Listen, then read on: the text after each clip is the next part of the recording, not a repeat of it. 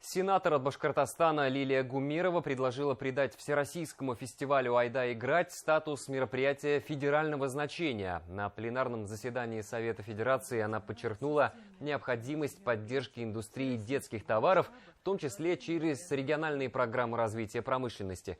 Особое внимание предлагается уделить субъектам, разработавшим дорожные карты по развитию этой сферы. Башкортостан уже демонстрирует успешный опыт.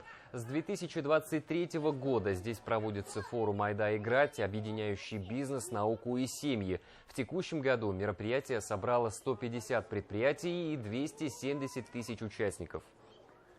Ключевое событие деловой программы – пленарное заседание «Игра за будущее», как промышленность способствует достижению национальных целей.